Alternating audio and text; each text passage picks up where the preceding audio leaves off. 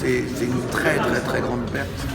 Et c'est Amadou Hampâté-Bâ qui disait un vieillard en Afrique qui meurt, c'est une bibliothèque qui brûle. C'est un monument. C'est quelqu'un qui est un pilier. Il était et il restera un des piliers de cette musique, de ce que nous étions et de nos identités également, parce que Papa Wemba, c'était bien plus qu'un artiste musicien et chanteur. C'était quelqu'un qui transportait une part importante de nos identités dans ce qu'il était, dans sa personnalité et dans tout ce qu'il a accompli. C'était vraiment un homme, un grand chevalier des arts et des lettres et au sens pluriel. Mort les armes à la main, pourrait-on dire. Les grands rois de la scène disent tous qu'ils souhaitent passer de vie à trépas en faisant ce qui est leur passion, c'est-à-dire chanter lorsqu'ils sont chanteurs. On parlait de ça, il me dit « Mais Claudie, pourquoi veux-tu que moi un jour je prenne ma retraite ? Pourquoi ? Je chanterai jusqu'au bout, je ne comprends pas lorsque des artistes parlent de retraite. Cette passion-là, cette vie-là, nous l'avons vouée à la chanson. » Et nous disait là, nous étions en train de déjeuner avant-hier.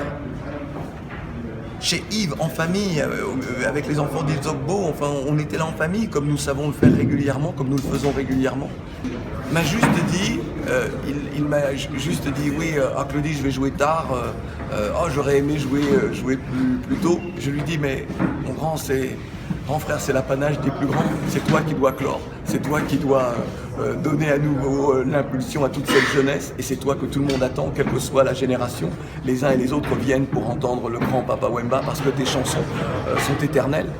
Il a écrit, il a signé des chansons qui sont de grands succès, mais des chansons cultes également, des chansons inoubliables. Et c'est vrai, de génération en génération, on aime le Papa Wemba, on aime le Papa Wemba, chef coutumier de Molokai, on aime celui qui nous a offert des moments de musique très acoustiques et des moments complètement fous avec les danseurs, le grand orchestre et tout cela. Un coup dur dont le Femia n'avait pas besoin.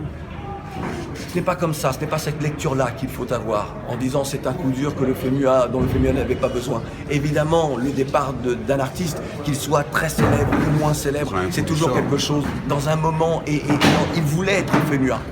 Il voulait être là. Le commissaire général voulait qu'il soit là. Voilà, n'ayons pas d'autre lecture que cette lecture-là. Claudie, quel genre d'artiste c'était finalement? Papa Wemba, c'était déjà un artiste pluriel.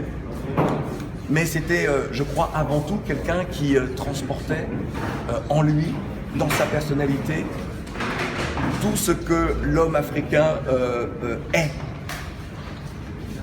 À la fois artiste, à la fois homme avec ses paradoxes, à la fois un homme avec ses passions dévorantes, débordantes.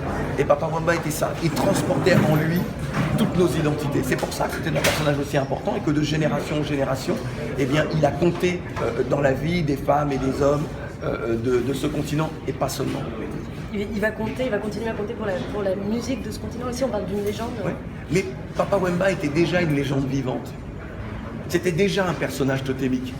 Donc cela ne fera qu'amplifier, ce départ prématuré ne fera qu'amplifier ce qu'il était, ce qu'il est, ce qu'il restera.